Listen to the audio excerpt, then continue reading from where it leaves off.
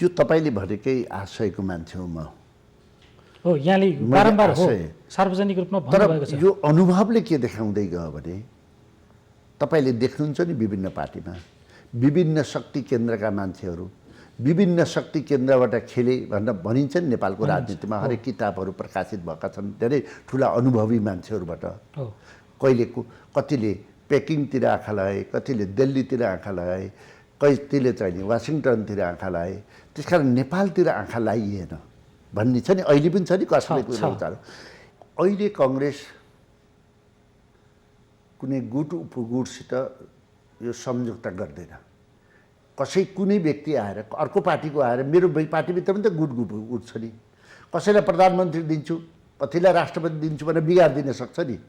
आफ्नो घर त बिग्रो अर्का घर पनि बिगारिदिन सक्छ नि। त्यसकारण हामीले के गर्ने भने स्पष्ट कम्युनिस्ट पार्टी दुईटा पार्टी भइसकेपछि हामीले के गर्दा नेसनलाई फाइदा हुन्छ, के गरेर जनतालाई फाइदा हुन्छ, पार्टीलाई पनि फाइदा हुन्छ। जरुर पार्टीलाई फाइदा हेर्नै पर्छ। तपाईँले कस्तो भन्नुहुन्छ भने म आज तपाईँलाई एउटा कुरा सुनाउन चाहे। हामी कहाँनिर चुक्यौँ, किन यस्तो भयो, किन हामी फेरि जनतासँग त विकल्प छैन, उस्तै हुन्छ घोषणापत्र। तर व्यवहारिकतामा यी घोषणापत्र किन उतारिन सकिँदैन, के छ समस्या, खास काम गर्न के चिजले रोकिरहेको छ? नेपालमा सबैभन्दा ठुलो समस्या भनेको भ्रष्टाचार भयो। नेताहरूलाई पदले मात्रै पुगेन, पैसा पनि चाहियो, ठुलो घर बनाउनु पनि पर्यो, राम्रो गाडी किन्न पनि पर्यो। यो समस्या त्यहाँबाट सुरु भयो। पदको निम्ति पद टिकाउन पैसा चाहियो, यसरी कन्भर्ट भयो। एक त्यसको कुरा राजनीतिक क्षेत्रमा मात्रै यो समस्या होइन, शिक्षाको क्षेत्रमा नेपालको इन्भाइरोमेन्ट, नेपाल यसको सुन्दरताको आधारमा तपाईँ हेर्नुहुन्छ भने नेपालमा सबैभन्दा विश्वको राम्रा विश्वविद्यालयहरू चल्न पर्थ्यो। तर हामीले यो प्रक्रिया, यो विकल्प हामीसँग अहिले मात्र भएको होइन, विगतमा पनि भएको। तर कहिले पनि हामीले त्यस्ता खालका नेतृत्व माथि आएको देख्न सकेका छैनौँ। यहाँसम्म भनौँ कि युवा नेतृत्वलाई त तल रोक्नलाई एउटा ठुलो सेटिङ नै हुन्छ पार्टीहरूभित्र। चाहे यहाँको पार्टी नेपाली कङ्ग्रेस होस्, चाहे तत्कालीन नेकपा एमालेदेखि अब अहिलेको वर्तमान नेकपा होस्, हरेक पार्टीमा सानादेखि ठुला सबै पार्टीमा त्यो छ। त्यो सेटिङ भत्काउने कसरी त? यहाँहरू जस्तो मान्छे चाहिँ नेतृत्व तहमा आउने चाहिँ कसरी त? त्यसरी भन्नु हुँदैन। सेटिङ यो भत्किँदै पनि आएको छ। अहिले तपाईँले हरेक राजनीतिक पार्टीमा नयाँ नै देख्नुहुन्छ, युवा नै देख्नुहुन्छ नि। तर युवा भनेर हामीले के विचार गर्नुपर्छ? विचारलाई लिनु। विचार युवा हो, युवा भएर नयाँ कुरा गर्न सकेको छैनौँ। मेरो अनुसारको जो जाँगर त्याग समर्पण छ कि छैन भन्ने कुरालाई हामीले हेर्नुपर्छ। सबै नेताहरूका कर्मचारीका छोराछोरी सब विदेश छन्। राम्रो स्कुलमा तिनै पढे, खर्च गरेर तिनै पढे। हामी सबै तपाईँ के पढेको? हामी सबै सरकारी स्कुलमा आएर पढेको। हामीलाई राम्ररी इङ्ग्लिस पनि आउँदैन, अरूको त कुरै छोडिदिनुहोस्। किनभने त्यसको डिस्क्रिमिनेसन छ मुलुकमा। अब तिनै व्यक्तिहरू अहिले काम जाने, अरब जाएर पैसा ल्याइने नि पनि तिनै, देशमा अवसर नपाउने पनि तिनै छ नि त। हाम्रो समस्या छ नि। जस्तो यहाँले यी समस्याहरू देखाइराख्नु भयो, यो समस्या जनस्तरमा व्यापक रूपमा उठेका हुन्। तर हाम्रो अहिले सबभन्दा ठुलो समस्या के भयो भने समस्याका विषयमा मात्र चर्चा गऱ्यौँ। यी यहाँले भनेका समस्याहरूको समाधान के त त्यसपछि? यसको समाधान अब वर्तमान अवस्थामा हामीले राजाले राम्रो गरेनन् भनेर ४६ सालको आन्दोलन गऱ्यौँ र हामीले राजालाई त्यति बेला संविधानको दायराभित्र राख्यौँ। त्यसपछि हामी फेरि सशस्त्र युद्ध भयो। 17,000 भन्दा बढी मान्छेहरू मारिए नेपालमा, अङ्गभङ्ग भए, विस्थापित भए र हामी फेरि माओवादीलाई खोज्दै हिँड्यौँ। माओवादीहरू कहाँ छन्, यो शान्ति सम्झौता गर्नु पर्यो, जनताहरू मार्न भएन भन्दा हामी फेरि लायौँ। लाइसकेपछि प्रचण्डलाई हामीले बालुवाटार लिएर आयौँ, माओवादी नेताहरूलाई लिएर आयौँ, एकैचोटि लिएर आयौँ। नमस्कार, स्वागत छ कार्यक्रम आजको सन्दर्भमा। म प्रताप दुलाल। दर्शकवृन्द, आजको श्रृङ्खलामा हामी जनसवालका विषयमा उदासीन राजनीति विषयमा छलफल गर्ने जमर्को गर्दैछौँ र आज हामीसँग यो विषयमा छलफल गर्नका लागि नेपाली कङ्ग्रेसका नेता डाक्टर चन्द्र भण्डारी हुनुहुन्छ। आउनुहोस् उहाँलाई स्वागत गरौँ। यहाँलाई स्वागत छ कार्यक्रममा। धन्यवाद। चन्द्र सर, कुनै पनि राजनीतिज्ञले राजनीति सुरु गर्नुअघि राजनीतिको सुरुवाती चरणमा म देश समाजको लागि केही गर्छु भनेर राजनीति सुरु गर्नुहुन्छ। तर उहाँहरू जब कुनै दलको नेतृत्वमा पुग्नुहुन्छ या पार्टीको नेतृत्वमा पुग्नुहुन्छ उहाँहरूको प्राथमिकता अकस्मात परिवर्तन हुन्छ। के कारणले होला यस्तो हुने? हामीले जुन राजनीति कुरा गरेका छौँ, जुन राजनीति प्रणालीका कुरा गरेका छौँ, जुन राजनीति दर्शनका हामीले कुरा गरेर हुर्केर बढेका हुन्छौँ र त्यसको आधारमा हामी विभिन्न पार्टीमा आफ्नो विचारधारा बनाउँछौँ र त्यसमा इन्भल्भ हुन्छौँ, त्यसको सदस्यता बन्छौँ। तर जहाँसम्म नेपालको परिप्रेक्ष्य हो, नेपालको परिप्रेक्ष्यमा यो राजनीति होइन। हाम्रा नेताहरूले गर्ने क्रियाकलाप, नेताहरूले हेर्ने तरिका यो कुनै पनि हालतमा राजनीतिक दृष्टिकोण नै होइन। यो त एउटा ध्रुवे हात्ती जस्तो जसले बनाउने होइन विनाश गर्ने मतलब मातेको आधारमा, जसलाई हामीले विभिन्न ठाउँमा सुरक्षाकर्मीहरूले उसलाई लिएर हिँड्छन् र कहाँनिर ध्रुवे हात्ती आएर यसले के बिगार्ने, आफ्नो घर पनि बिगार्छ, अरूको घर पनि बिगार्छ, अरूका बच्चा बच्चीलाई पनि हानिदिन्छ। त्यस्तो एउटा छ। नेपालमा पनि के हो भने राजनीति भनेको चुनाव मात्र होइन, जसरी पनि जित्नु मात्र होइन, पार्टी खोल्नु मात्र होइन, सदस्य बढाउने भने होइन। राजनीतिका त विभिन्न अवयव हुन्छन्, त्यहाँ समाज हुन्छ, धर्म हुन्छ, संस्कृति हुन्छ, जनताहरू हुन्छन्, त्यसको आर्थिक क्रियाकलाप हुन्छ, विदेशीसितको सम्बन्ध हुन्छ, नेपालसितको सम्बन्ध, नेपाली जनतासितको सम्बन्ध हुन्छ। यी विभिन्न कुराहरू मिलेर राजनीति हुन्छ र त्यसको व्यवस्थापन हुन्छ राजनीतिभित्र। तर नेपालमा हाम्रो नेताहरूलाई जो सत्तामा जान्छ, गइसकेपछि तपाईँले भने जस्तै उसको प्राथमिकता चेन्ज हुन्छ। ऊ कार्यकर्तादेखि बाहिर जान्छ, जनतादेखि बाहिर जान्छ, देशदेखि बाहिर जान्छ, केवल कमाउन मात्रै निश्चित समूहको घेराभित्र र त्यो मात्रै होइन, गुट र उपगुटमा रोमिन्छ। ऊ सिङ्गो पार्टीको नेतृत्व पनि गर्न सक्दैन। त्यस कारण यो तपाईँलाई भने यो राजनीति होइन, यो त गलत प्रवृत्ति र चिन्तन बोकेका व्यक्तिहरूको कमाइ खाने भाँडोलाई राजनीति दर्शनभित्र कभर गर्न खोजेको मात्रै हो। सर, यहाँले यसो भनिराख्दा यहाँ पनि यही राजनीतिको अङ्ग हो। यसलाई राजनीति नभन्दाखेरि यहाँलाई पनि यसको असर त पर्ला पक्कै पनि। मेरो देशलाई असर गर्यो, मेरो समाजलाई असर गर्यो, मेरो संस्कृतिलाई असर गर्यो, मेरो जनतालाई असर गर्यो भने मलाई त्यसको के मतलब हुन्छ? यो देश र यो समाजभन्दा बाहिरको त होइन नि। आज नेपाली जनताले औषधि उपचार गर्न सक्दैनन्, नेपालमा रोजगारी नभएर अरबतिर दौडनु पर्ने स्थिति छ र क्वालिटीयुक्त शिक्षा छैन, जनताले सरल तरिकाले शिक्षा लिन सक्दैनन्। गरिबले एउटा शिक्षा पढ्छ, धनीले एउटा शिक्षा पढ्छ। भोलिको नेपाल, भोलिको भविष्य पनि हामीले खाडलमा हाल्दैछौँ। जनताले अत्याधिक मत दिएर चुनाव जिताउँछ, चुनाव जितिसकेपछि फेरि झगडा गर्न थाल्छौँ, आफ्नै कार्यकर्तालाई, आफ्नो देशलाई धोका दिन्छौँ भनेर यो राजनीतिले म व्यक्ति भनेर त्यसले के अर्थ हुन्छ र? समस्त राजनीति बन्नु पर्यो, समस्त नेपाल बन्नु पर्यो, यसका मूल्यलाई मान्यतामा आधारित हुनु पर्यो। त्यस कारणले व्यक्तिको बारेमा गरेर हुन्न, प्रणालीलाई सुधार्ने लैजाने भन्ने कुरामा मैले बोल्नै पर्छ, यो मेरो दायित्व हो। जस्तो यहाँले यी समस्याहरू देखाइराख्नु भयो, यो समस्या जनस्तरमा व्यापक रूपमा उठेका हुन्। तर हाम्रो अहिले सबभन्दा ठुलो समस्या के भयो भने समस्याका विषयमा मात्र चर्चा गऱ्यौँ। यी यहाँले भनेका समस्याहरूको समाधान के त त्यसमा? यसको समाधान अब वर्तमान अवस्थामा हामीले राजाले राम्रो गरेनन् भनेर ४६ सालको आन्दोलन गऱ्यौँ र हामीले राजालाई त्यति बेला संविधानको दायराभित्र राख्यौँ।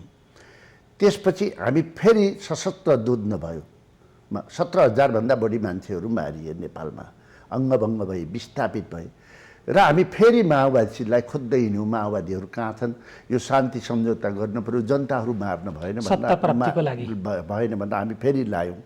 लाइसकेपछि प्रचण्डलाई हामीले बालुवाटार लिएर आयौँ, माओवादी नेताहरूलाई लिएर आयौँ, एकैचोटि लिएर आयौँ। लिएर आएपछि उहाँहरूले भनेका कुराहरू, गणतन्त्रको कुरा हामी स्वीकार गऱ्यौँ, धर्मनिरपेक्षताको कुरा स्वीकार गऱ्यौँ, सिंहदरबारको अधिकार गाउँमा लैजाने कुरा हामी स्वीकार गऱ्यौँ, समानुपातिक र समावेशी व्यवस्थाको पनि हामीले प्रतिनिधित्वको पनि हामी स्वीकार्यौँ। तर हामी त समस्या त सल्भ गर्न खोज्यौँ नि, तर समस्या सल्भ गरिसकेपछि पनि किन हामीले तपाईँलाई फेरि यो अहिलेको अवस्था आयो त भन्दाखेरि मलाई के लाग्छ भने वर्तमान देखिएको नेतृत्वहरू जो नेताहरू हुनुहुन्छ, जसले आफूलाई नेता ठान्नु छ, जसका पछाडि भिड पनि छ, तर उहाँहरू नेता हुनुहुँदैछ। उहाँहरू एउटा कचौरीमा गुट र उपगुटमा रमाउने, सिङ्गो पार्टीको नेतृत्व गर्न पनि नसक्ने, धेरैजसो सत्ता मात्रै खोज्ने उहाँहरू हुनुहुँदैछ। यसले अहिलेको यो परिणामले यो देखाउँछ। अहिले भर्खरै यत्रो सरकार छ, 65% सभासदहरू छन् नेपाल कम्युनिस्ट पार्टीका। अब उहाँहरू झगडा गरेर दिनदिनै नयाँ नाटक देखाइरहनु भएको छ। विधिले र प्रक्रियाले हिँड्नु चल्नुहुन्न। हिजो तपाईँ सर्वोच्च अदालतमा मुद्दा हुँदा पुनर्स्थापना गर्ने कि चुनाव गर्ने भन्दा उहाँहरू सडक भिड गर्नुभयो, न्यायाधीशलाई गलत्याउँछौँ भन्नुभयो, ल्याएर सडकमा ल्याउँछौँ भन्नुभयो। एकअर्कोलाई यस्ता शब्दहरू प्रयोग गर्नु हो कि त्यो शब्दहरू बच्चाहरूले हेर्न नसक्ने अवस्था छ। भोलिको समाजले कसरी त्यसलाई ग्राफ्स गर्छ भन्ने कुरा छ। अहिले पनि फेरि विधि र प्रक्रियाले नगरेर झगडा गरेर तपाईँले नाटक मञ्चन गर्नुहुन्छ। त्यसैले मलाई लाग्छ यस्तो नेताहरूबाट यो मुलुक चल्दैन। उहाँहरूको विदाई, नयाँ जेनेरेसनको आगमन यी सबै समस्याको समाधान हो भन्ने कुरा मलाई लाग्छ। त्यो समाधान सम्भव छ नेपालमा? असम्भव भन्ने शब्द हुँदैन, सम्भव छ व्यवहारिक पक्षबाट। तर सबै पार्टीका नेताहरू, कार्यकर्ताहरू एकदम सतर्क सचक र उहाँहरूले आफूलाई प्रश्न उठ्ने केही पनि गर्न भएन। नयाँ जेनेरेसनले गर्यो भने यो सम्भव छ। यसलाई हामीले अब पार्टीका अधिवेशन हुन्छन्, हाम्रो त कङ्ग्रेसको त 5 वर्षमा त अधिवेशन हुन्छ, त्यसले नयाँ लिडरसिप ल्याउन सक्छ। कम्युनिस्टहरूले पनि महाधिवेशनतिर गयो भने नयाँ लिडरसिप ल्याउन सक्छ। यो प्रक्रियाबाट हामी जानुपर्छ। तर हामीले यो प्रक्रिया, यो विकल्प हामीसँग अहिले मात्र भएको होइन, विगतमा पनि भएको, तर कहिले पनि हामीले त्यस्ता खालका नेतृत्व माथि आएको देख्न सकेका छैनौँ। यहाँसम्म भनौँ कि युवा नेतृत्वलाई त तल रोक्नलाई एउटा ठुलो सेटिङ नै हुन्छ पार्टीहरूभित्र, चाहे यहाँको पार्टी नेपाली कङ्ग्रेस होस्, चाहे तत्कालीन नेकपा एमालेदेखि अब अहिलेको वर्तमान नेकपा होस्, हरेक पार्टीमा सानादेखि ठुला सबै पार्टीमा त्यो छ। त्यो सेटिङ भत्काउने कसरी त? यहाँहरू जस्तो मान्छे चाहिँ नेतृत्व तहमा आउने चाहिँ कसरी त? त्यसरी भन्नु हुँदैन। सेटिङ यो भत्किँदै पनि आएको छ। अहिले तपाईँले हरेक राजनीति पार्टीमा नयाँ नै देख्नुहुन्छ, युवा नै देख्नुहुन्छ नि। तर युवा भनेर हामीले के विचार गर्नुपर्छ? विचारलाई लिनु। विचार युवा हो। युवा भएर नयाँ कुरा गर्न सकेको छैनौँ। मेरो अनुसारको जोस, जाँगर, त्याग, समर्पण छ कि छैन भन्ने कुरालाई हामीले हेर्नुपर्छ। तर अहिलेको जेनेरेसनमा हरेक पार्टीभित्र छ। तर समस्या के हो भने जस्तै कम्युनिस्ट पार्टीभित्र सबै युवाहरूको बाहुल्य छ, चाहे मुख्यमन्त्रीमा होस्, चाहे संसदमा होस्, चाहे मन्त्री बन्ने कुराहरू। तर उनीहरूले आफ्नो पालो आउँदाखेरि उनीहरू पार्टी फुटाल्नमा, पार्टीलाई झगडा गर्न सहयोगी बने। त्यहाँ युवा देखिएनन्। एक ठाउँ हुनुपर्छ। आफ्नो भविष्य आउँदा पार्टी फुटाल्न हुन्थ्यो। त्यस्तै मेरो पार्टीभित्र भने गुट उपगुट त छन् नि त।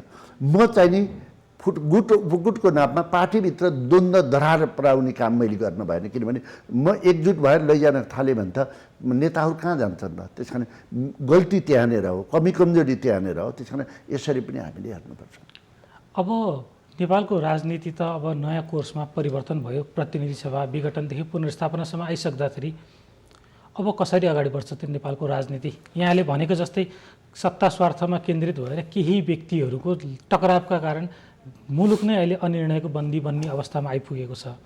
त्यो अवस्थाबाट अब कसरी निकास आउन सक्छ त? नेपाली जनताले कम्युनिस्ट पार्टीलाई अत्याधिक बहुमत दिए। कङ्ग्रेस त तपाईँलाई नगर्ने न छ, 63 सिट न हो। मलाई लाग्छ केपी ओलीजीले पार्लियामेन्टमा भन्नुभयो, मैले कता सुन्दैछु काङ्ग्रेसका 3-4 जना माइती घरतिर हुनुहुन्छ अरे, आउँदै हुनुहुन्छ अरे भन्नेसम्म अवस्था काङ्ग्रेसको थियो। त्यो राजनीतिमा मैले यो सधैँ भन्ने गर्छु, राजनीति भनेको यस्तो चिज हो, यो म्याथमेटिक होइन। 2+2 4 म्याथमेटिक हुन्छ, राजनीतिमा हुँदैन। 2+2 0 पनि हुन्छ, 100 पनि हुन्छ। अहिले काङ्ग्रेसको अवस्था कस्तो भने 0 जुन केपी ओलीजीले भने झै अहिले स्वाट्टै सबैलाई आवश्यकता काङ्ग्रेसको देखिएको छ, निर्णायक काङ्ग्रेसमा देखिएको छ। राजनीति भनेको यो हो। त्यस कारण यसमा हामी आत्तिनु हुँदैन। त्यस कारण अहिलेको वर्तमान अवस्थामा हामीले नेपालको राजनीतिलाई कहाँ लगेर टुङ्ग्याउने भन्दाखेरि हामीले के भन्छ, दिनदिनै यो किचल हो, दिनदिनैको यो झगडा। सञ्चार माध्यममा त झगडाभन्दा केही आउँदैन, मान्छेलाई त वितृष्णा हुन्छ। त्यस कारण अब एउटा मात्र हामीसित विकल्प छ, चुनावी सरकार गराएर चुनावमा जानुभन्दा मैले कुनै विकल्प देखेको छैन। यहाँले ठ्याक्क सही प्रसङ्ग उठाउनु भयो। मैले यो विषय उठाउने सोच पनि बनाएको थिएँ। प्रतिनिधि सभा विघटनपछि सबभन्दा पहिला काङ्ग्रेस, नेपाली काङ्ग्रेसको तर्फबाट मैले भेटेको मध्ये सबभन्दा पहिलो ट्विट यहाँको थियो कि नयाँ निर्वाचन चाहिँ अहिलेको एकदम उपयुक्त विकल्प हो भनेर। मैले यसो भनेको थिएँ, राजनीति कता जाँदैछ हुँदैन, यसको सेफ ल्यान्डिङ के हुँदैछ भन्ने दृष्टिकोणले हेर्नुपर्छ। नेपाली जनताले कम्युनिस्ट पार्टीलाई अत्याधिक बहुमत दिए, तर उनीहरू आन्तरिक झगडामा अल्झिए, देशको विकास गर्न छैनन्। कोरोना जस्तो समयमा, त्यत्रो रोगको समयमा पनि नेपालका कम्युनिस्टका नेताहरूको मिटिङ साँप पाल्नका निम्ति पैसा निकाल्न भयो, जनतालाई दिने कुरा, औषधि दिउँ भन्ने कुरामा भएन। यिनीहरू सरकार चलाउन सकेनन् किनभने आन्तरिक द्वन्द्वको कारणले। त्यसकारणले अब यो फेज, यो अवस्था राखिराख्नुभन्दा जनताको नासो जनतालाई बुझाउनु यो स्वागतयोग्य कुरा हो, तर प्रक्रिया चाहिँ नि असंवैधानिक छ।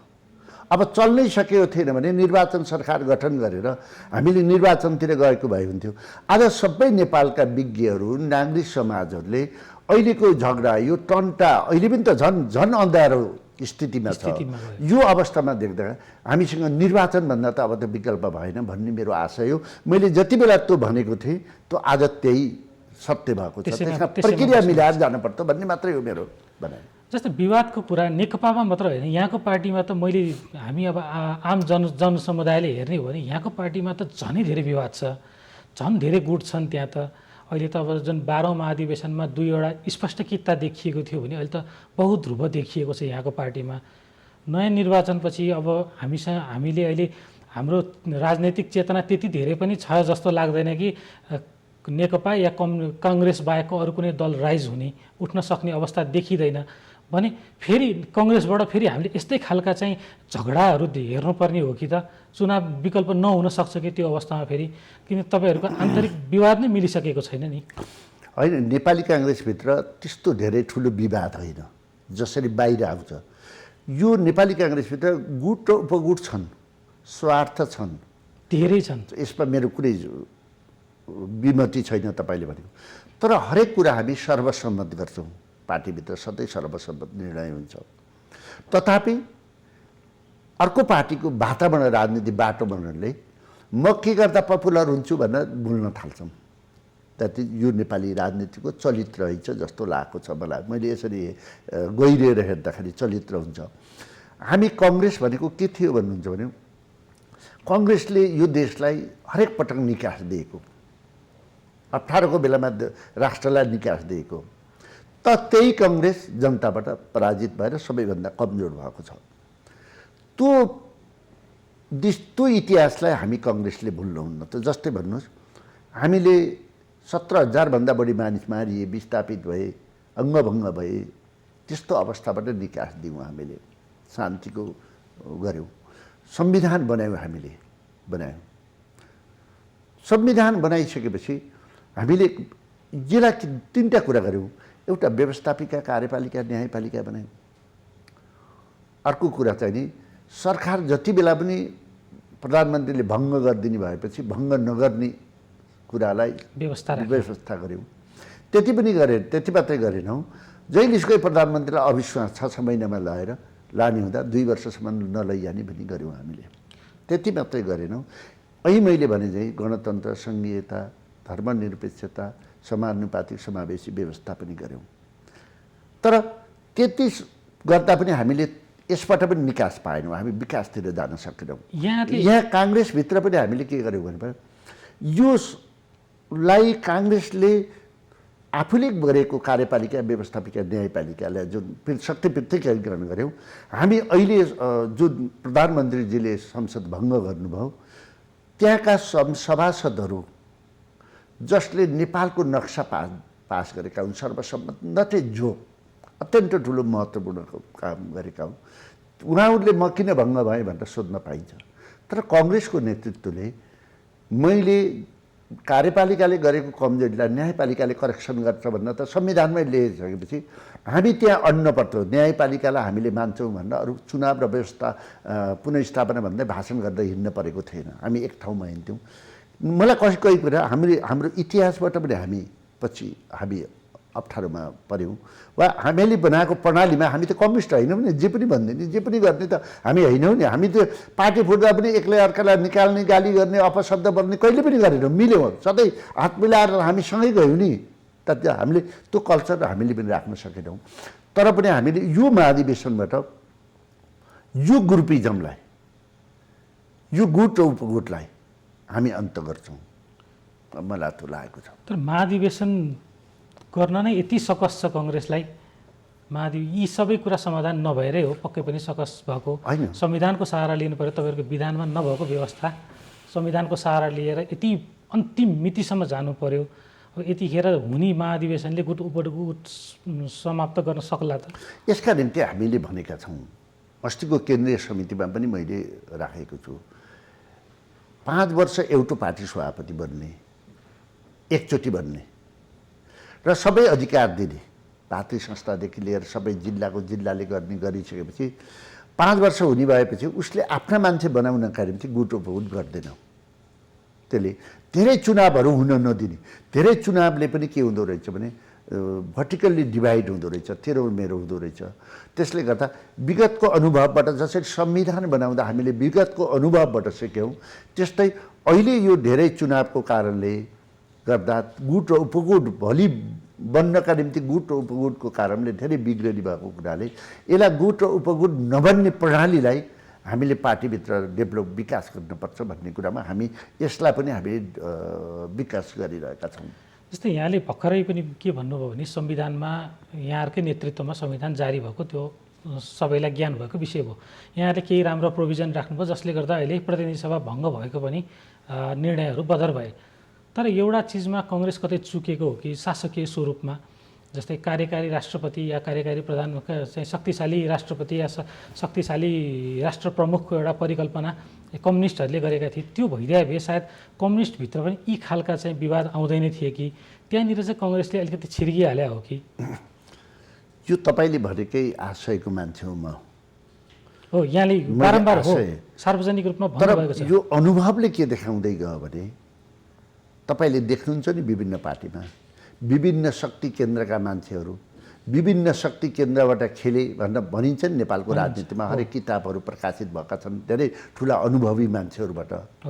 कतिले पेकिङतिर आँखा लगाए, कतिले दिल्लीतिर आँखा लगाए, कतिले चाहिँ वासिङटनतिर आँखा लगाए। त्यसकारण नेपालतिर आँखा लागिएन भन्ने छ नि, अहिले पनि छ नि कसैले कुरो। यदि पार्लियामेन्ट सिस्टम अपनाउँदा त हामीले हरेक मान्छेलाई प्रश्न उठेका छन् भने एउटालाई सम्पूर्ण अधिकार दिएर त्यो मान्छे बिग्रियो भने त देशै ध्वस्त हुन्छ नि। त्यसकारण नेपालको जुन भूगोल छ, जुन परिवेशभित्र हामी छौँ, यो नै सिस्टम राम्रो हो नेसनका निम्ति, जनताका निम्ति, राजनीतिक प्रणालीका निम्ति। तर भयो के भन्नुहुन्छ भने चलाउने मान्छे योग्य सक्षम हुन पर्यो, नेपाली भूमिमा टेक्न पर्यो भन्ने मेरो धारणा हो। व्यवहारिक रूपमा यो राम्रो भएन कि? जस्तै यहाँ केपी शर्मा ओली प्रधानमन्त्री भइसकेपछि उहाँले विकासमा केही काम गर्छु भनेर केही सुरुवात गर्नुभएको हो, केही राम्रा काम भएका पनि छन्। जस्तै शान्ति प्रक्रियामा ल्याउने विषयमा सिके राउत समूहलाई ल्याउनु भयो उहाँले, विप्लव समूहसँग वार्ता, त्यो त राम्रो प्रक्रियाहरू सुरु पनि भएका छन्। सायद उहाँलाई कार्यकारी शक्तिशाली प्रधानमन्त्री हुन दिएको भए हाम्रो देश बिग्रिन कहाँनिर बाँकी छ? होइन, तपाईँलाई हामीले योभन्दा शक्तिशाली प्रधानमन्त्री भारतको पनि छैन, अमेरिकाको पनि छैन, कोही पनि छैन। हाम्रो सबैभन्दा शक्तिशाली प्रधानमन्त्री हो। किन भन्नुहुन्छ 2 वर्षसम्म त अविश्वास प्रस्तावै राख्न पाइँदैन। 5 वर्ष टिकेन नि सर। होइन, तर त्यो उहाँको क्रियाकलाप जति कम्युनिस्ट क्यारेक्टर हो यो। जस्तै उहाँले एउटा गुनासो सधैँ के गरिराख्नु भयो भने एउटा संवैधानिक निकायमा नियुक्ति गर्न पनि मैले प्रतिपक्षी दलसँग चाहिँ स्वीकृति लिनुपर्ने, उहाँहरूसँग भागभन्डा गर्नुपर्ने, मेरै दलका मान्छेसँग भागभन्डा गर्नुपर्ने, या जतिजना त्यो संवैधानिक निकायमा संवैधानिक परिषदमा जो सदस्य हुनुहुन्छ उहाँहरूसँग मैले स्वीकृति लिनुपर्ने, यो किन म योग्य मान्छे किन राख्न नपाउने भनिराख्नु भयो नि त। यी चिज त उहाँलाई समस्या परेकै हो नि। होइन, एकदम सही कुरा हो। यो चाहिँ संवैधानिक निकायमा भएका कुरा सही कुरा हो। यसमा हाम्रा केही न केही कमी कमजोरी रहेको छ। किनभने प्रधानमन्त्रीको हात बाँध्न हुँदैन, कुनै पनि पार्टीको सभापतिको हात बाँध्न हुँदैन। उसले नै राम्रो नराम्रोको जस उसैमा जान्छ। यहाँनिर यो चाहिँ संविधान बनाउँदा केही कमी कमजोरी भएको छ, यसलाई पनि 2/3 झन्डै नजिकको सरकारले यसलाई करेक्सन गर्न सक्ने संविधानमा हामीले परिवर्तन पनि गर्न सक्थ्यौँ नि। हामी त्यो फेजमा नगएर आपसी द्वन्द्वमा गयौँ नि कम्युनिस्टहरू। उहाँहरूको के भने दुईवटा माओवादी र नेकपा एमाले मिलेर बन्यो नि। हजुर। त्यस कारणले गर्दा उहाँहरूको सोचाइ दृष्टिकोण नै फरक थियो। नबोल्ने धुर्बहरू मिल्दाखेरि र आफ्नो घरको धुरी दुईवटा मिलेर आरो लगाउँदाखेरि त झ्याल ढुका त खस्ने भयो नि त। त्यस्तै हो। तर यहाँनिर उहाँले भनेको कुरा ठिकै, यो कुरालाई हामीले करेक्सन गर्नुपर्छ। भोलिको दिनमा सम्भवतः होला पनि, हामीले गर्नु पनि पर्छ। किनभने मेरो दृष्टिकोण जहिले पनि छ, राष्ट्र प्रमुख कमजोर हुँदैन, पार्टीको सभापति कमजोर गर्न हुँदैन। त्यसले गर्दा त लिडरसिपै हुँदैन नि। विभिन्न प्रक्रिया, विभिन्न तन्त्रहरू, विभिन्न महत्त्वाकांक्षा बढ्दै जाँदा जे अहिले कम्युनिस्ट पार्टीको अहिले हालत छ नि त्यस्तो अरू पार्टीमा पनि हुनसक्छ। त्यस कारण अब यसलाई हामीले करेक्सन गर्नुपर्छ, यसलाई अनुभवको रूपमा लिनुपर्छ। यहाँले अन्यथा नलिनु होला, तर यहाँको धेरै विचारहरू चाहिँ प्रधानमन्त्री ओलीसँग मिल्ने खालको छन् भन्ने पनि चर्चा चल्ने गरेको छ। यसलाई चाहिँ यहाँले होइन, मेरो 2-3टा दृष्टिकोण छ। कुनै पनि नेताले पहिलो देशलाई प्राथमिकतामा राख्नुपर्छ, दोस्रो जनतालाई राख्नुपर्छ, तेस्रो विचारलाई लिनुपर्छ, त्यसपछि चाहिँ नि बल्ल आफ्नो पार्टी आउँछ, त्यसलाई नेतृत्व गर्ने पार्टी आउँछ भन्ने हो। यसमा म उहाँको व्यक्तिहरूसित, उहाँका नजिकका व्यक्तिहरूसित चुनाव लड्नुपर्छ। मलाई चुनाव हराउनलाई मेरो आफ्नो क्षेत्र पनि काटिदिएका छन्। यस्तो समेत मैले आफूले पीडा सहेको छु र मैले भन्ने गरेको छु, जब पहाड र तराई छुट्याउनुपर्छ भन्ने दृष्टिकोण आयो, मैले सुशीलजी, ओलीजी र प्रचण्डजी तिनैजनाले मिलाएर उहाँले गरेको हस्ताक्षरलाई क्यान्सल गराएको र मैले नेपालको लिडरहरूलाई धेरै अपमान गर्न चाहन्न। त्यस्तै मेरो पार्टी सभापति, मलाई 2-3टा कुरामा गर्व छ। किनभने हामी नेपालको नक्सा पास गर्दा हामी एकै ठाउँमा उभियौँ। यो बोल्न नसक्नेहरू पनि अहिले जस्तो विरोध गरेर उफ्रन सकेनन्। भलै मेरो पार्टीको मिटिङमा के भयो थियो, म यो राख्न चाहिनँ। हामी सब दुइटै नेतालाई मिलाएर हामी यसको बारेमा हामी धेरै होमवर्क गरेका छौँ। यस्तै राष्ट्रिय केही मुद्दाहरूमा हामी सँगै गरेका छौँ। म केपी ओलीजीले उठाएका केही मुद्दाहरू हाम्रो पार्टी नै सहमत छ, मेरो पार्टी सभापति नै सहमति हुनुहुन्छ।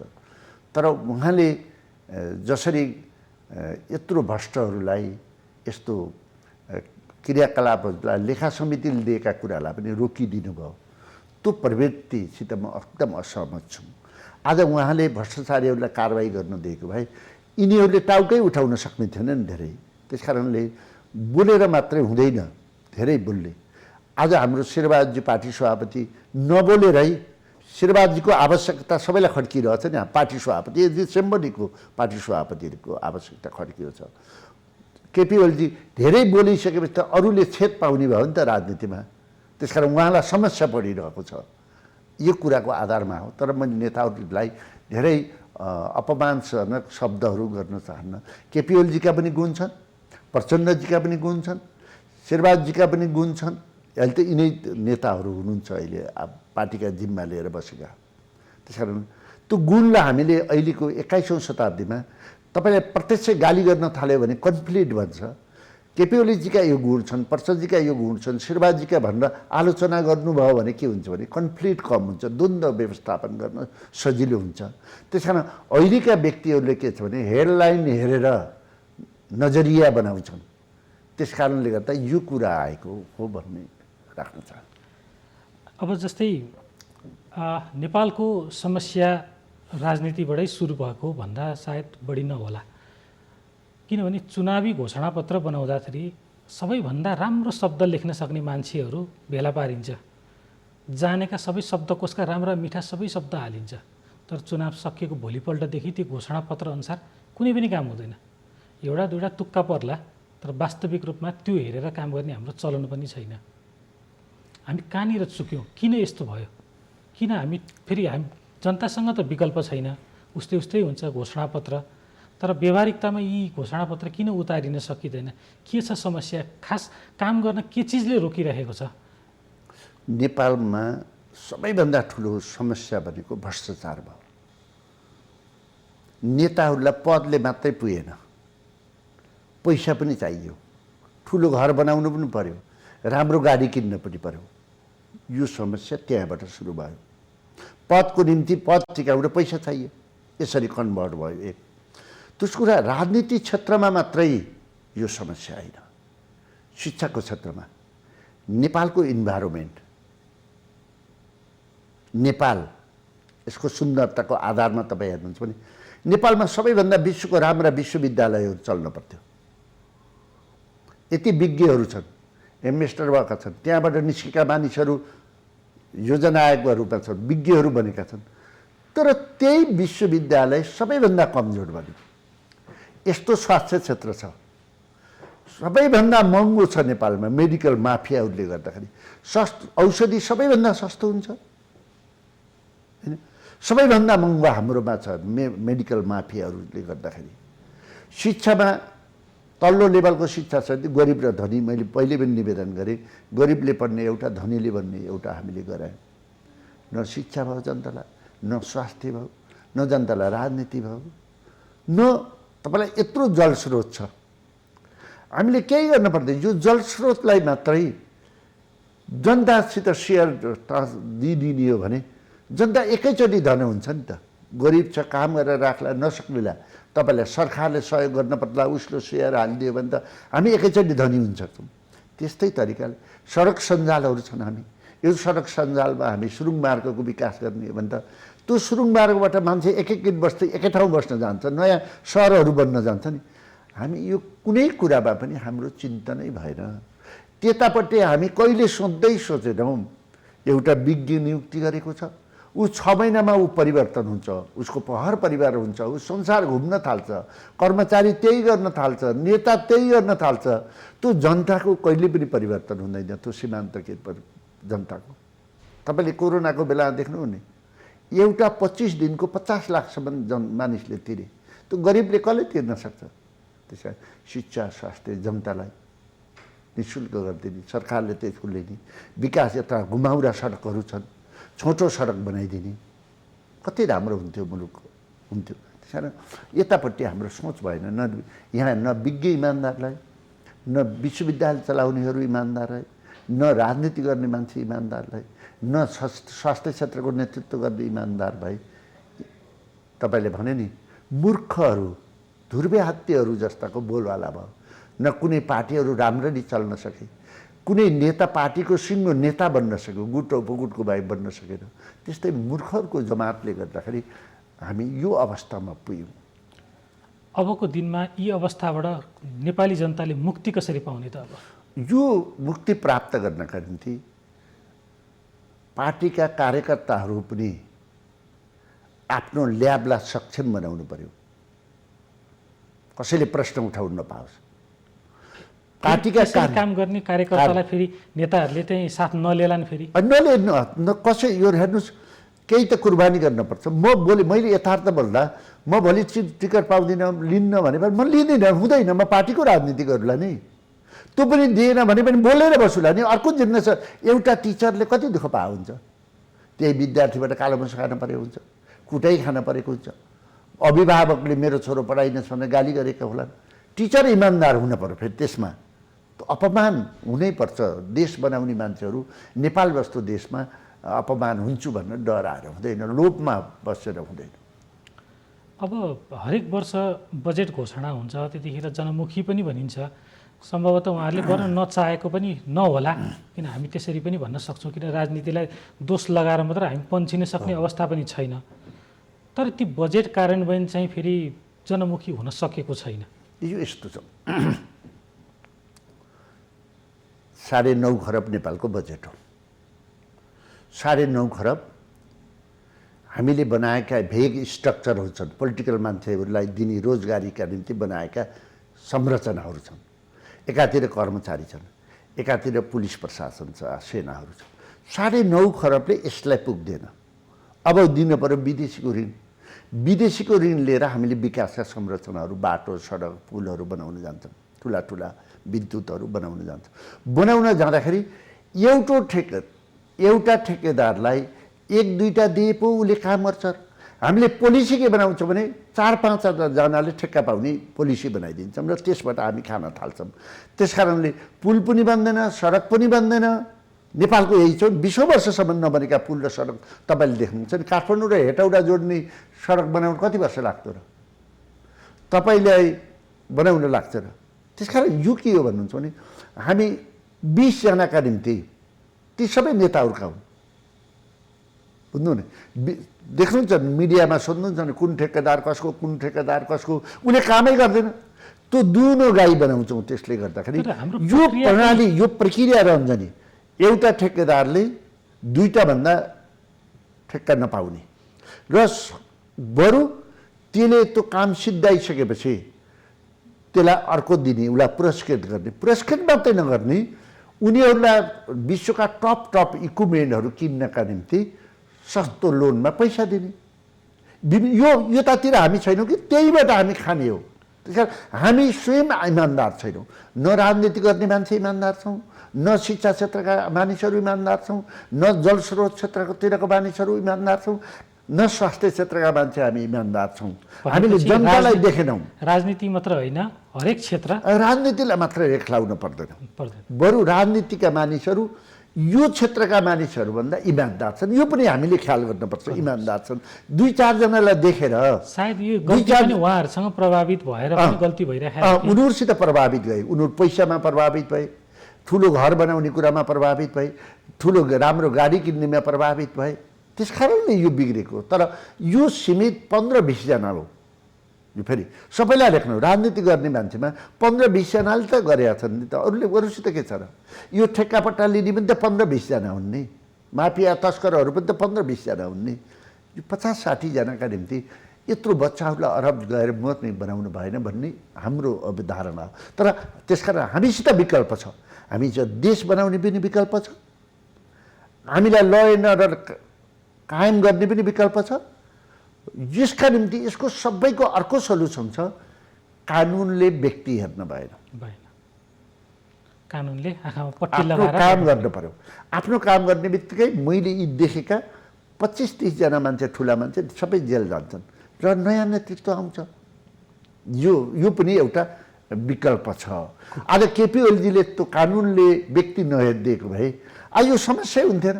उहाँलाई धेरै खोज्नु भएको त्यही हो। उहाँका धेरै मान्छेहरू सुरुमै गर्नु पर्थ्यो, उहाँका धेरै मान्छेहरू जेल जान्थे, हाम्रा पनि धेरै जेल जान्थे। समाज बन्थ्यो नि, देश त बन्थ्यो नि। देशभन्दा ठुलो त कोही होइन नि, त्यहीँनिर चुक्यो। भनेपछि अहिलेसम्मको हाम्रो संवादबाट हामी एउटा कुरा के कन्क्लुजन गर्न सक्छौँ भने शासकीय स्वरूपमा भएको कमजोरी पनि अहिलेको गतिरोधको एउटा मूल कारण हो। मैले तपाईँलाई मलाई त्यो लाग्थ्यो, अहिले भन्दा नेपालको परिवेश यत्रा ठुला देशको बिचको देश भएको कारणले यदि नेताहरू जबसम्म सोभरेन मुलुकको म व्यक्ति हुँ भन्ने मान्छेहरूसम्म हामीले शिक्षाबाट नै घुसाउँदैनौँ, त्यो बेलासम्म यही प्रणाली नै ठिक छ। म तपाईँलाई एकदम राखेँ। तर फेरि पनि यही राजनीतिक अस्थिरता ल्याइदियो। यो प्रणालीले बिगारेको होइन, यो पनि गर्यो। तपाईँले बिगार्ने, नेताले बिगार्ने। अहिलेको कम्युनिस्ट पार्टीलाई कसले बिगारेको त?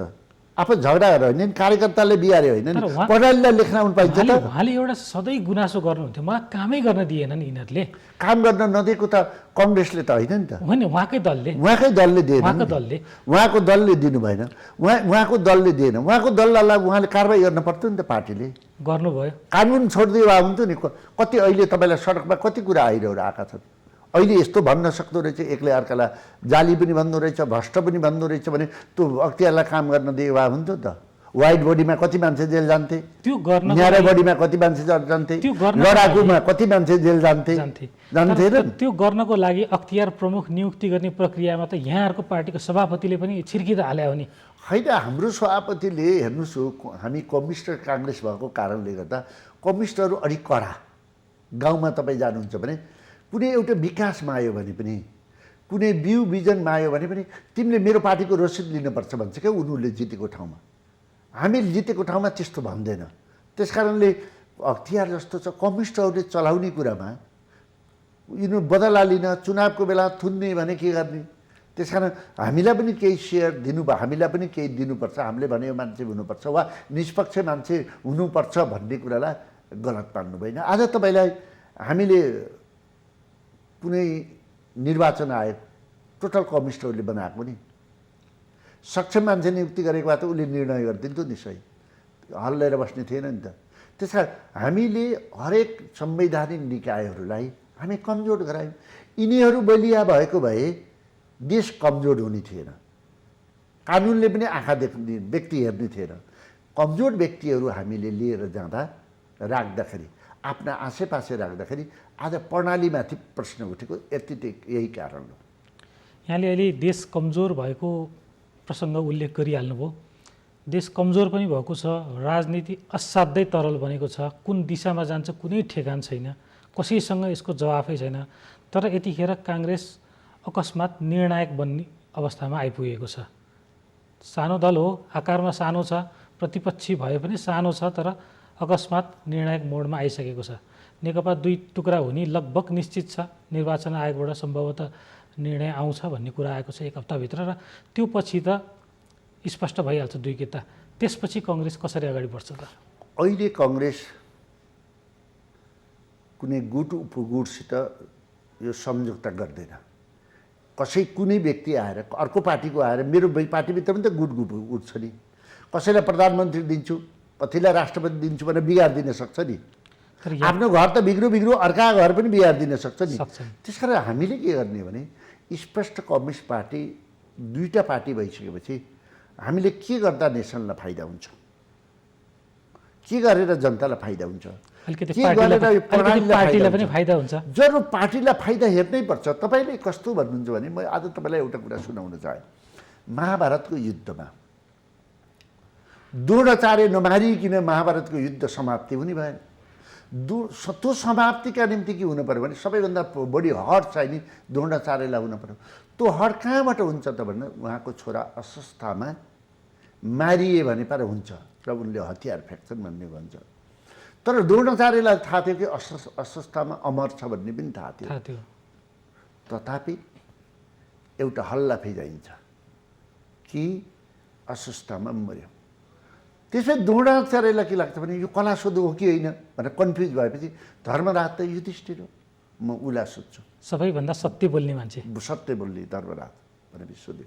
युधिष्ठिर अस्वस्थमा मारियो भन्दा युधिष्ठिरले भन्छ अस्वस्थमा हतोहत लाउडली भन्छ, सुस्त नरवा कुञ्जरवा। उनले सुन्दैन, बुझ्नु नि। त्यस कारण मैले मेरो पार्टीको हित त हेर्न पर्यो त, कसित मिल्दा राम्रो हुन्छ।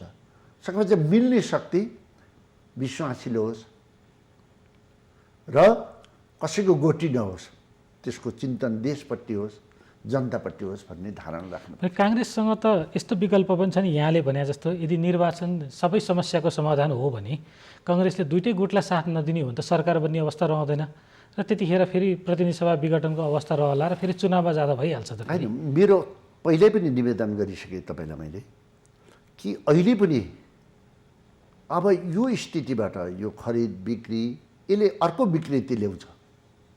तपाईँ हामीले बुझ्नुपर्छ बेलायतमा त अलिखित संविधान हो नि, ऊ त्यहाँको न्यायाधीशले निर्णय गर्दा देश हिँड्छ, धर्म हुन्छ, हेर्छ, संस्कृति हेर्छ, लङ टर्म यसले के प्रभाव पार्छ, समाजलाई के प्रभाव पार्छ, जनतालाई के प्रभाव पार्छ, जनताको अधिकारलाई के प्रभाव पार्छ भन्ने न्यायाधीशले निर्णय गर्छ नि। हाम्रो लिखित संविधान हो नि, त्यही न हो हामीले हेर्नुपर्ने। त्यस कारण अहिलेको समस्या सल्भ गर्न, यो विकृतिको अन्त गर्न निर्वाचन नै हो। सबै मिलेर निर्वाचनको सरकार बनाऊ, त्यो सरकारले चुनावमा जाऊ। त्योभन्दा हामीसित अहिले विकृति अरू विकल्प छैन। त्यसले अरू विकृति ल्याउँछ भने समाज बिग्रिन्छ। यो कुरालाई पनि देशको धुकुटै सिद्धिन्छ। यो कुरालाई हामीले ख्याल गर्नु हो। यही कुरा जस्तै अघि हामीले सुरुदेखि नै आर्थिक विषयलाई हामीले जोड पनि दिइरहेका छौँ। जस्तो राजनीतिज्ञहरूले यस्ता खालका राजनैतिक निर्णयहरू गर्दा आर्थिक पाटोलाई बिल्कुलै व्यवस्था गरेको देखियो। जस्तै जेसुकै गर्ने बिचमा 5 वर्षसम्म टिक्नुपर्ने प्रतिनिधि सभा बिचमै भङ्ग गरेर निर्वाचन गरिदिन्छु भन्दा मुलुकलाई त अत्यधिक आर्थिक भार त पर्यो नि। त त्यो कुराहरू नसोच्ने प्रचलन देखियो। जति पनि निर्णयहरू भएका छन् मुलुकको अर्थतन्त्र सोचेर गरिएको छैन।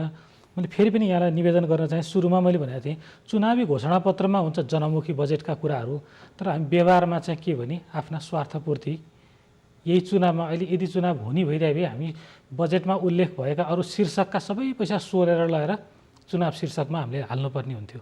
हाम्रो त्यस्तो हेर्ने प्रचलन भयो।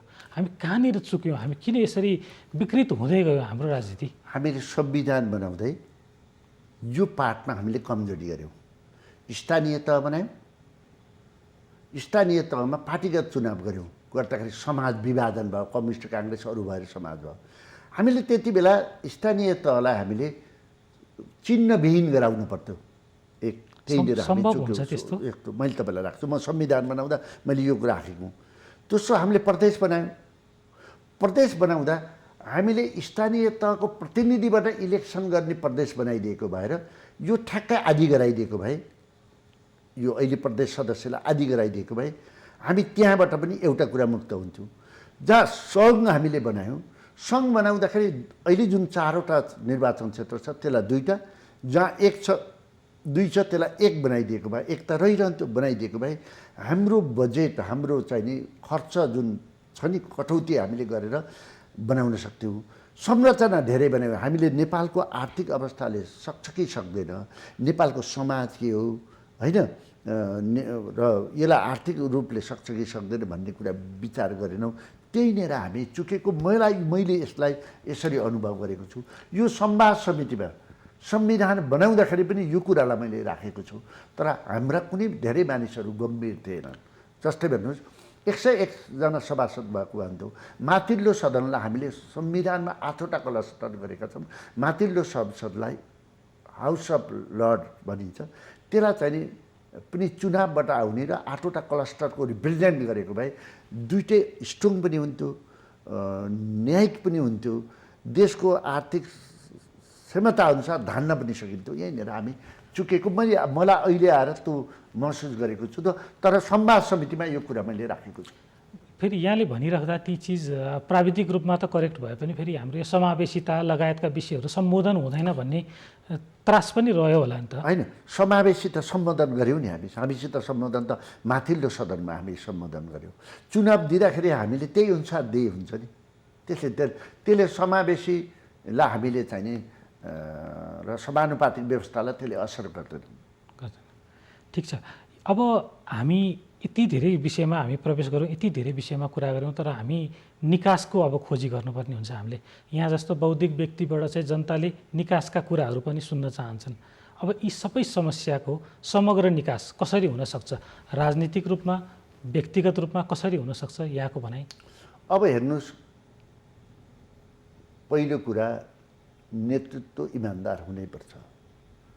राजनीतिभित्र वरिपरिका अवयवहरू शिक्षा, स्वास्थ्य, विकास, ल एन्ड अर्डर, संविधान हामीले जुन बनाइरहेका छौँ हाम्रो प्रणाली चलाउनका निम्ति, यिनलाई बलियो बनाउन पर्यो र हामीले बनाएका संवैधानिक निकायहरू बलिया हुन पर्यो। कानुनले तपाईँलाई व्यक्ति चिन्न भएन होइन, र हामी सबैको सोचाइ जनता बलिया भए, जनता सम्पन्न भए यो देश विकास हुन्छ। जनताले समान शिक्षा पाए, स्वास्थ्य पाए भने हामी अगाडि बढ्न सक्छौँ भनेर हरेक विकाससित, हरेक राजनीतिसित जनतालाई जोड्नु पर्यो क्या। हामी यहीँनिरबाट हामी खुसी हौँ। जस्तै भन्नुहोस् न, हेर्नु कस्तो चिन्तन छ हाम्रो। सबै नेताहरूका कर्मचारीका छोराछोरी सब विदेश छन्। राम्रो स्कुलमा तिनै पढे, खर्च गरेर तिनै पढे। हामी सबै, तपाईँ के पढेको? हामी सबै सरकारी स्कुलमा आएर पढेको। हामीलाई राम्ररी इङ्ग्लिस पनि आउँदैन, अरूको त कुरै छोडिदिनुहोस्। किनभने त्यसको डिस्क्रिमिनेसन छ मुलुकमा। अब तिनै व्यक्तिहरू अहिले काम जाने, अरब जाएर पैसा ल्याइने पनि तिनै, देशमा अवसर नपाउने पनि तिनै छ नि त। हाम्रो समस्या छ नि। यो समस्या भोलि नदोहोरिने गऱ्यौँ भने निकास हुन्छ। र अहिले भर्खरको झगडाको टन्टाको फेरि मैले तपाईँलाई निवेदन गरेँ, निर्वाचनको सरकार बनाएर चुनावमा गएपछि पनि यसले निकास दिन्छ। र यो निकासले नेपाललाई सेफ ल्यान्ड गराउँछ? नेपाललाई राजनीतिक रूपले पनि सेफ ल्यान्ड गराउँछ, आर्थिक रूपले पनि सेफ ल्यान्ड गराउँछ। नेपाललाई धेरै अरू देशमा जस्तो धेरै गर्नै पर्दैन, प्रकृतिले आफै बनाइदिएको छ। हामी त कहाँ भयो भने विष्णु माझीले गीत गाउँछन् नि, छेउमै छेउ है लाली गुनास पेउली किन हिँड्छौँ होइन। एउटा जनजातिले रक्सी बनाउँछ तपाईँलाई कोदाको रक्सी, त्यही कोदाको रक्सीले वीर गोर्खाली बनायो त्यही कोदाले। अब अहिले त त्यसलाई हामी पुलिस लगाएर भत्काइदिन्छौँ, फुटालिदिन्छौँ, होली वाइन ल्याएर खुवाउँछौँ कि हामी समाज पनि विरोधी, संस्कृति पनि विरोधी, विकासका पनि विरोधी, जलस्रोत ल्याउन हुँदैन भन्छौँ हामी, बिजुली ननिकाल भन्छौँ, किन भेउता मर्छन् भन्छ। यस्तो टाइपको सोच के, त्यसले गर्दा यो अवस्था भयो। यहाँको महत्त्वपूर्ण समय र संवादको लागि धेरै धेरै धन्यवाद। मलाई बोलाउनुभयो र सबै अहिलेको परिस्थितिमा केही कुरा राख्ने अवसर दिनु, तपाईँ लगायत माउन्टेन टेलिभिजन परिवारलाई धन्यवाद। दर्शकबिन, आज हामीले समसामयिक राजनैतिक विषय, नेपालको आर्थिक पाटो, राजनीतिक पाटो धेरै विषयमा छलफल गऱ्यौँ र यी छलफल गर्नका लागि हामीसँग नेपाली काङ्ग्रेसका नेता डाक्टर चन्द्र भण्डारी हुनुहुन्थ्यो। आजको कार्यक्रम यति नै। सत्य, तथ्य र निष्पक्ष समाचारको लागि हेर्दै रहनुहोला माउन्टेन टेलिभिजन। नमस्कार।